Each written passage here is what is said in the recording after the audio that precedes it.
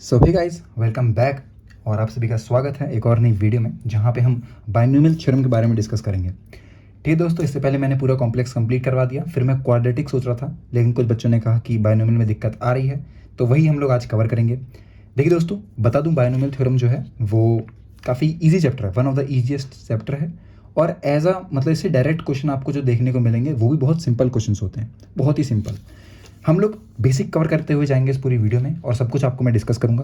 Video को पूरी ज़रूर देखिएगा, तभी हेल्प होगी। 2-2 मिनट देख के कोई भी फ़ायदा नहीं होता है, पहले बता दूं मैं आपको। और ये टेढ़ा करना पड़ेगा मुझे। एक बच्चे ने मुझे बोला था कि इसको आप ऐसे टेढ़ा मत करिएगा, दिखने में प्रॉब्लम होती है। लेकिन भाई देखो, एडजस्ट करना पड़ेगा, मैं खुद एडजस्ट करके लिख रहा हूँ इसमें। ठीक है, तो आप लोग भी अब देख लीजिएगा। यहाँ पर मैंने एक इक्वेशन लिखी हुई है, बेसिकली एक फॉर्मूला लिखा हुआ है जो कि आपने बहुत पुराना पढ़ा हुआ है। a+b का whole square, a square plus 2ab plus B square formula. देखिए, एक और फॉर्मूला आप लोगों ने पढ़ा होगा दोस्तों पक्का, आई बिलीव दिस, और वो है फॉर्मूला ये फॉर्मूला मैंने जब कॉम्प्लेक्स में पढ़ा रहा था ना, तब भी मैंने कवर करवाया था। अगर जिन बच्चों ने वो वीडियोस देखी हैं उनको इसके बारे में पता होगा। तो a क्यूब है, ठीक है, फिर उसके बाद क्या आता है 3a square B plus 3ab square plus B cube. ठीक है, इसके बाद दोस्तों एक और फॉर्मूला आता है हमारे पास, वो किसका है, a+b⁴। ये लिख लीजिएगा, मतलब ज़रूरी है। अगर आप लोग मेरे साथ सेम जैसी मैं कर रहा हूँ, अगर आप लोग भी एक सीट लीजिए, उसमें ये सेम चीज़ लिख लीजिए, बहुत फ़ायदा होगा आपका। ओके, 4a³ हो गया आपका, a³ और फिर 6 आता है इसमें, ठीक है, a square B square plus 4ab³ plus b⁴। अगर आप लोग देखेंगे ना तो आपको एक कोऑर्डिनेशन या फिर आप कह सकते हैं एक सीक्वेंस, एक पैटर्न देखने को मिलता होगा। जैसे कि अगर आप देखें स्क्वायर है तो बीच में क्या रहा आपका, एक रहा ग्रेटेस्ट टर्म, ठीक है, जब इवन थी। जब आया ऑड तो क्या बीच में आए, 2 आए ग्रेटेस्ट टर्म। अगर इवन आया फिर से तो 1 हो गया। एक ये सीक्वेंस आपको देखने को मिलता है। अब इसके पहले मैं आपको कुछ और बताऊं, एक बात और आपको मैं बताना चाहूँगा, और दैट इज़ यहाँ पे आपको एक फॉर्मूला देखने को मिलेगा जो कि होता है NCR का। बेसिकली एक कॉम्बिनेशन का फॉर्मूला होता है, ठीक है। इसमें हम लोग क्या करते हैं ये बता दूं मैं आपको। बेसिकली ये वाला फॉर्मूला आपका, ठीक है, हाँ दिख रहा है, सही दिख रहा है। इसमें होता है n का फैक्टोरियल, ओके, फिर दोस्तों क्या होता है r, और n-r का फैक्टोरियल होता है ये, ठीक है। आई होप कि आपको ये बात समझ में आ रही होगी। फैक्टोरियल क्या होता है बता दूं मैं आपको, तो 1 फैक्टोरियल लिख सकते हैं, या फिर आप इसको ऐसे भी लिख सकते हैं 1, और ये भी इसी का साइन है, दोनों सेम साइन से हैं। वैल्यू क्या आएगी इसकी, 1 आएगी। 2 का फैक्टोरियल अगर आप देखते हैं तो क्या करते हैं आप लोग इसमें, 2 × 1। 3 का फैक्टोरियल अगर आप देखते हैं तो मतलब पीछे की तरफ चलते हैं इसमें, ठीक है। 4 का फैक्टोरियल अगर आप लोग लिखेंगे यहाँ पे तो क्या आएगा, 4 × 3 × 2 × 1। 5 का अगर आप लोग लिखेंगे तो क्या आएगा, 5 × 4 × 3 × 2 × 1। थोड़ा बहुत आपको मैं इनिशियली समझा दे रहा हूँ, ये फिर मैं तुरंत तेज कर दूंगा, जिससे कि फिर आप लोग जल्दी जल्दी ये बात समझ पाएंगे। और 6 4 ज़ार होता है यहाँ पे 24, और फिर होता है 120, ऐसे आगे चलता रहता है 720, और मतलब कई, फिर उसके बाद 540 आएगा ऐसे करके, मतलब 5040 ये आएगा। तो अब आपको समझ में आ गया कि फैक्टोरियल क्या होता है। ओके, यहाँ लिख देता हूँ फैक्टोरियल, जिससे कि आपको अंडरस्टैंडिंग रहे। अब समझते हैं हम लोग, ये बताना इसलिए जरूरी था क्योंकि बाइनोमियल में जो फॉर्मूला आता है ना आपका, वो डायरेक्टली इस पर बेसिस रहता है, और अगर आप ये लोग नहीं जानेंगे आप, तो फिर वो भी जानना बहुत मुश्किल रहेगा आपके लिए। अब समझते हैं हम लोग बाइनोमियल, डायरेक्ट जंप करते हैं बिना किसी देरी के। बाइनोमियल थ्योरम, इसका मतलब आप लोग बहुत बेसिक अगर मैं बताऊं आपको, जितना आप लोगों ने पता होगा आप लोगों को, तो बाइनोमियल में बाई जो वर्ड आता है ना, ये 2 के लिए होता है। और जहाँ भी 2 आ गया, इसका मतलब यहाँ पे जो वेरिएबल्स हैं, जो हम वेरिएबल यूज़ करेंगे, जो कि यूजुअली हमारे ए और बी रहते हैं, होने को कुछ भी रह सकते हैं, आप लोग एक्स वाई कर लीजिए, मेरा नाम कर लीजिए, कुछ भी कर लीजिए, कोई फ़र्क नहीं पड़ता। बट जहाँ पे 2 वेरिएबल होते हैं, वेरिएबल क्या होते हैं, जो उनकी वैल्यूज़ जो होती हैं वो वेरीज करती हैं, डिफरेंट होती हैं, अलग अलग सिनेरियोज़ में अलग अलग हो सकती हैं, पॉसिबिलिटी है उनमें कि वो अलग हो जाएंगे, तो हम उन्हें कहते हैं वेरिएबल। कांस्टेंट किन्हें कहते हैं, जो कि डायरेक्ट रहती हैं, जो चेंज नहीं हो सकती, as a name suggest constant, जो कि चेंज नहीं होगा। जैसे 2 3 4 5 6 7 8 9 10, ये किसी भी कंडीशन में आप कभी भी रख दीजिए तो ये 2 ही रहेंगे, 3 ही रहेगा वो। तो ये आप समझिएगा, वेरिएबल्स होते हैं। बाइनोमियल में 2 वेरिएबल होते हैं। ऐसे भी ट्राइनोमियल अगर हो गया तो उसमें 3 वेरिएबल होंगे, जो कि हमारे सिलेबस में नहीं है, कभी नहीं है, मतलब आप कभी नहीं पढ़ेंगे उसे। अगर आप MCA करेंगे तो नहीं पढ़ेंगे, बाकी PhD वगैरह करेंगे तो पढ़ लेंगे उसे, ठीक है। तो इस तरह की बातें आपको समझ में आती है। बाइनोमियल में 2 वेरिएबल होगा, दोनों वेरिएबल को रिप्रेजेंट करने के लिए हम लोग a+b लिखते हैं। पर इतना आसान होता तो हम लोग ये पढ़ ही क्यों रहे होते। इसके ऊपर दोस्तों इसकी पावर आती है। पावर मतलब कि जो ये फॉर्मूलाज आप देख रहे हैं आज इसे सामने बनता हुआ, ये बना कैसे है, इसकी ओरिजिन क्या है, वो हमें बाइनोमियल थ्योरम बताता है। ये हो गया दोस्तों, a+b की पावर n है, इसको हम लिखेंगे कैसे, इसकी वैल्यू हम पता कैसे लगेगी। अगर मान लीजिए यहाँ पे दो, मतलब आप मान लीजिए यहाँ तो स्क्वायर था, क्यूब हो गया, 4 हो गया, हम याद कर लेंगे, चलो 5 तक हमने याद कर लिया क्योंकि उसमें 5 10 10 5 आता है इस तरीके से। ओके 6 हो गया, 7 8, मान लीजिए मैं यहाँ पर 10,000 लिख दूंगा, तब आप क्या करेंगे, कोई मेथड होना चाहिए आपके पास, कोई अप्रोच होनी चाहिए जिससे जल्दी कर सकें, और मैथमेटिक्स में सब कुछ जल्दी ही होता है। ठीक है दोस्तों, तो इसी चीज़ को समझने के लिए हमारे लिए कौन लेकर आया, बायनोमियल थ्योरम आई है, और यही हम लोग यहाँ समझ रहे हैं। सबसे पहले बता दूं आपको, यहाँ पे हम लोग एक सीक्वेंस चलते हैं, आप लोग समझिएगा ये एक सीक्वेंस चलता है पूरा, और इस पूरे सीक्वेंस से ही आपका पूरा चैप्टर बना है। सबसे पहले आएगा आपका NC0, ठीक है, a की पावर n b0। फिर दोस्तों आएगा आपका NC1, a की पावर n-1 b1। अगर आप देखेंगे तो एक पैटर्न बनता हो दिखता है यहाँ पे NC2, तो जो ये 2 है a के पावर में इसी का -2 रहेगा, और n से -2 हो जाएगा, और जो b पे है ये 2 यहाँ पे रहता है। ऐसे ही आगे चलता रहेगा, और लास्ट में आपको क्या मिलता है पता है आपको मिलेगा सिर्फ bn। वैसे bn नहीं होता है, इसके आगे और भी कुछ रहता है, जैसे कि NCn, ठीक है, a की पावर n-n हो जाएगा, जिसको हम 0 कह देंगे ऊपर, तो 1 होता है, और b की पावर n रहता है, ठीक है। n- बता दूं मैं आपको, हाँ दिख रहा है, हाँ दिख रहा है, शायद कम दिख रहा है, देखिए n-n जो होता है दोस्तों, अगर आप करेंगे तो आपको मिलता है 0। ये तो आपको ऑब्वियसली पता है, किसी से कुछ भी माइनस करेंगे, अगर a की पावर पे 0 रहता है तो वो होता है 1, a की पावर पे 1 रहेगा तो वो हो जाएगा a। ये बात आप लोग ध्यान रखिएगा। सेम चीज़ मैंने यहाँ कर दी है, सिंप्लीफाई हो गया। एक और बात, NCn अगर आप करते हैं तो भी आपको 1 मिलता है, ये बात ध्यान रखिएगा। NC0 आप करेंगे तब भी आपको 1 ही मिलेगा, ठीक है। लेकिन अगर कहीं NC1 लिखा होगा तो आपको क्या मिलेगा, n मिलेगा, ये बात ध्यान रखिएगा। शॉर्टकट्स में बेसिकली सॉल्व इसी वाले फॉर्मूले से होता है, ये जो ऊपर मैंने लिखा है ना, इसी फॉर्मूले से होगा, पर शॉर्टकट में आप ऐसे लिख सकते हैं इनको। समझ में आ गया आपको कि आखिर ये पैटर्न खुलता कैसे है। इससे ज़्यादा मतलब कुछ बातें ऐसी होंगी ना आपको जिसमें समझ में इसलिए नहीं आ रही होंगी क्योंकि आप लोग ये बात पैटर्न जोड़ ही नहीं पा रहे होंगे। 3-4 बार लिखिए इसको अपने हाथ से, अपने खुद के हाथों से लिखिए 3-4 बार, और समझने की कोशिश कीजिए कि हर एक टर्म बढ़ कैसे रहा। छोटी छोटी वैल्यूज़ को लीजिए और उनसे सॉल्व करने की कोशिश कीजिए इसको, ठीक है। इतनी बात आपको आई होप की समझ में आ गई होगी कि मैं आपको क्या क्या समझाना चाहता हूँ, ठीक है। इसके बाद दोस्तों एक सबसे बड़ी चीज़ ये आती है, नंबर ऑफ टर्म्स पूछ लेते हैं, डायरेक्टली पूछ लेते हैं number of terms. Number of terms, थोड़ी सी बात बता रहा हूँ मैं आपको। नंबर ऑफ टर्म्स अगर कोई आपसे पूछे कि a + b की पावर में n में कितने होते हैं इस वाले इक्वेशंस में, तो आप उनसे पता है क्या बोलेंगे, उनसे आप बोलेंगे कि जो भी है यहाँ पे n और +1 हो जाता है, उसके साथ जो भी पावर है ना उसमें n+1 हो जाता है, और वही आपके क्या होते हैं, नंबर ऑफ टर्म्स होते हैं। मान लीजिए ऐसे तो आपने लिख दिया, ठीक है, पर मैं अगर आपसे पूछूं कि भाई आप मुझे ये बताइए कि जनरल टर्म क्या होता है। जनरल टर्म इसका मतलब कि आपसे डायरेक्टली सवाल में यहाँ पे ये लिखा हुआ है, ठीक है, और आपसे पूछा जाए कि भाई बताओ इसका 58th टर्म कौन सा होगा। 58th टर्म बताने की बात होगी। अब आप लिखेंगे तो नहीं, आपको पता तो है, आपको पता है कैसे कैसे लिखते हैं, लेकिन अब आप 58 तक जाएंगे थोड़ी ना, और फिर काउंट करेंगे, लॉन्ग प्रोसेस। मैथमेटिक्स का सॉल्यूशन है हमारे पास जो कि जनरल टर्म के नाम से जाना जाता है, ठीक है। जनरल टर्म क्या बोलता है दोस्तों, यहाँ पे जो भी वैल्यू आपको निकालनी है, जो भी वैल्यू आपको निकालनी चाहिए, मान लीजिए आपको निकालना है यहाँ पे, वैसे तो मैं आपको एक बात बहुत क्लियरली समझाना चाहूँगा, ठीक है, जो कि आपको समझनी भी चाहिए, ठीक है। सिर्फ और सिर्फ जनरल टर्म एक ऐसी चीज़ है जो आपको कंफ्यूज कर सकती है।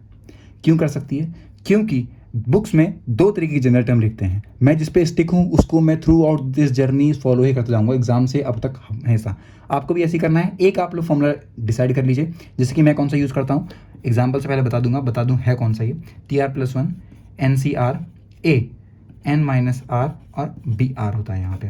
आई होप कि आपको ये वाला समझ में आ रहा होगा। अब बच्चा कंफ्यूज किस लिए होता है मैं बताता हूँ आपको। मान लीजिए आपसे बोला गया कि बताओ T7 निकालो, T7 को आप कैसे लिखेंगे। अब 7+1 तो नहीं करेंगे तो T8 हो जाएगा, वो आपको 7 में कन्वर्ट करना है, मतलब कि 1 कर देना बस। करना काम बहुत सिंपल है। मान लीजिए T9 बोला गया आपसे, तो आप क्या करेंगे, T8+1 कर देंगे, ठीक है। फिर बोला गया T5 बता दो, तो T4+1 कर देंगे, और यहाँ पे इस बार R में जो होगा ये 4 होगा। T मान लीजिए यहाँ पे 10,000 लिखा हुआ है, तो आप क्या करेंगे, तो T9999+1 कर देंगे, सॉरी +1 यहाँ नीचे, हाँ तो +1 होता है इसमें। तो इस तरीके से आपको लिखना होता है। जो भी आपको टर्म निकालना है उसको आपको बस एक माइनस करके उसमें प्लस लिखवा देना है। सिंपल सी बात है, और यही करना है आपको। आई होप कि जनरल टर्म आपको क्लियर हो गया होगा। इसके बाद दोस्तों एक सबसे बड़ी चीज़ क्या लिख के आती है, वो आती है आपकी मिडिल टर्म करके। जैसे कि पहले मैं बता चुका हूँ आपको कि ये एक पूरी क्या है, रिवीजन सीरीज ही है, तो आप लोग ये एक्सपेक्ट मत कीजिएगा बहुत कुछ एक्सप्लेन करूँगा मैं इसमें, ठीक है। मिडिल टर्म निकालना है। अब n जो होता है वो कुछ भी हो सकता है, या तो n होगा इवन, और या तो वो हो सकता है ऑड। हमारे पास दोनों के ही फॉर्मूले हैं, डायरेक्ट याद करने ही हैं आपको, ठीक है। केस वन क्या बोलता है दोस्तों, केस वन ये बोलता है आपसे कि भाई अगर n जो हुआ वो हुआ क्या, इवन हुआ। अगर n जो हुआ वो अगर इवन हुआ तो दोस्तों आपको पता है टोटल नंबर ऑफ टर्म्स कितने होंगे, n+1।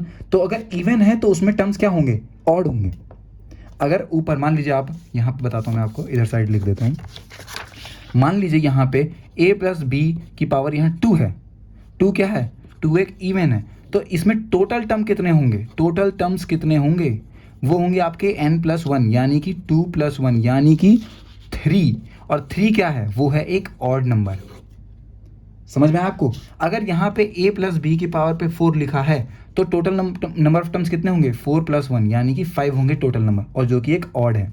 लेकिन अगर यहीं पे a + b की पावर 3 लिखा था तो टोटल कितने होते, तो होते इवन, तब 4 जो कि एक इवन नंबर है। समझ में आ रहा है आपको। इसका मतलब क्या हो रहा है, जब भी यहाँ पे इवन लिखा है तो समझ लीजिए इजी है हमारे लिए, हमें एक ही टर्म निकलेगा। अगर इवन लिखा है तो एक ही टर्म निकलेगा, क्यों, क्योंकि टोटल टर्म जो है वो ऑड होते हैं।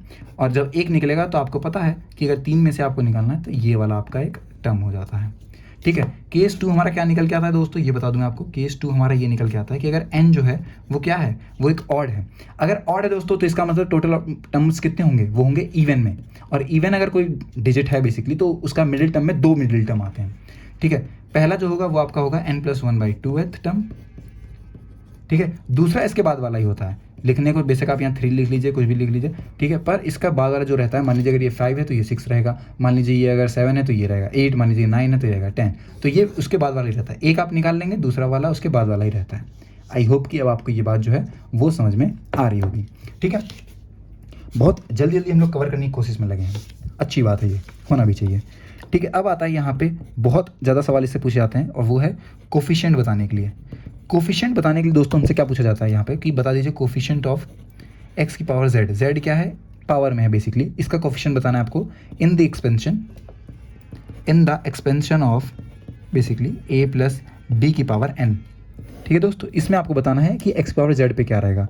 देखिए निकालने को निकाल सकते हैं आप लोग, बहुत ज़्यादा एक बड़ा लेंदी मेथड है, मत जाइए उसकी तरफ। मैं आपको बहुत शॉर्टकट में एक छोटा सा मेथड बता देता हूँ जिसको आप लोग समझ जाइएगा। मान लीजिए दोस्तों यहाँ पे जो पूरा सीक्वेंस लिखा हुआ है, ठीक है, मतलब लिखा यही एक्सपेंशन वैसे तो, पर मैं आपको बता रहा हूँ कि एक्चुअल में जो एक्सप्रेशन बन के आते हैं वो कैसे आते हैं। एक्सप्रेशन कुछ ऐसे करके बन के आते हैं, p पावर में रहता है, b x की पावर q रहेगा और n रहता है यहाँ पे। समझ में आ गया, ये क्यों लिखा है मैंने, वो जब आप एग्जाम्पल करेंगे, क्वेश्चन करेंगे, आपको समझ में आएगा। मैं बता भी दूंगा आपको बेसिकली इतना कि आपको समझ में आ जाए। इसके लिए z की वैल्यू डायरेक्टली आप निकाल सकते हैं, n - r p + qr, directly आप निकाल लेंगे, बात खत्म।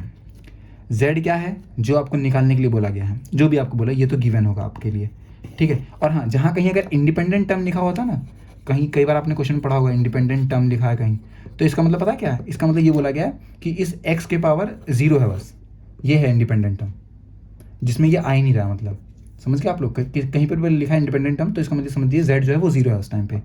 n यहाँ पे आपको पता लग गया, पावर वाली बात करना है हम लोग यहाँ पे। r आपको वो टर्म है, ये वो टर्म है, ये वो टर्म है जो आपको निकालना है, ठीक है। ये r जो है वो टर्म है जो आपको निकालना है, इसकी वैल्यू आपको पता नहीं रहती, यही आपको निकालना होता है।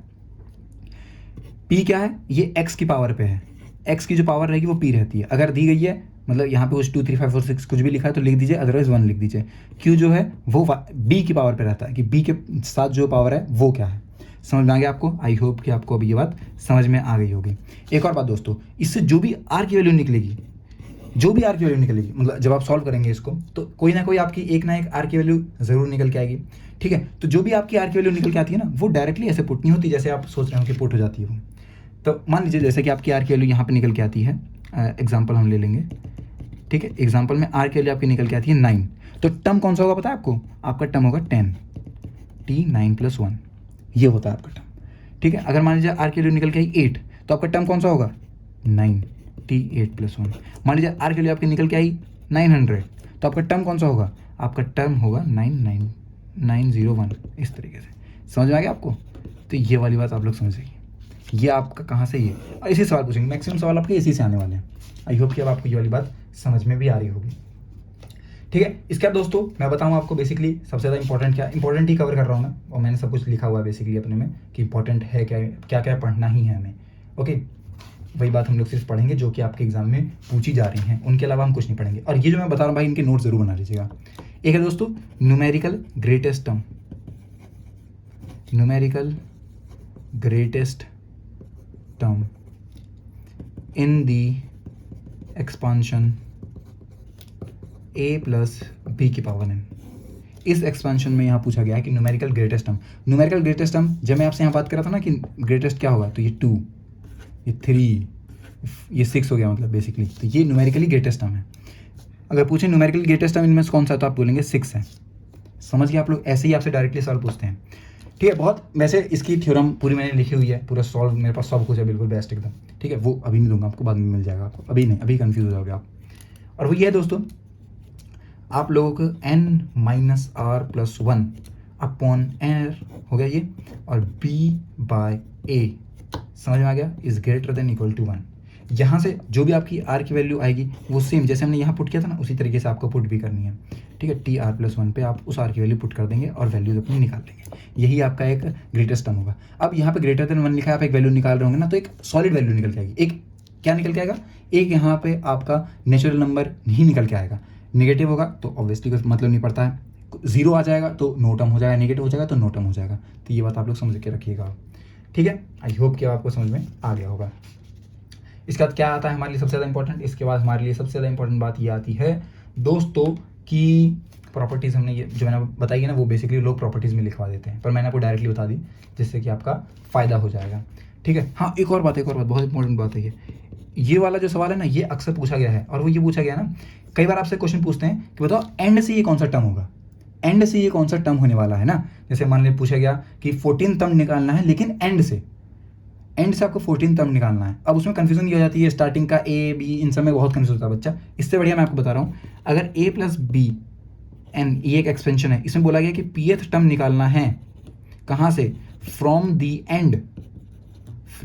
एंड, तो आपको पता क्या करना चाहिए, आपको बस ये वाला एक यहाँ करके वैल्यू आप निकाल लीजिए।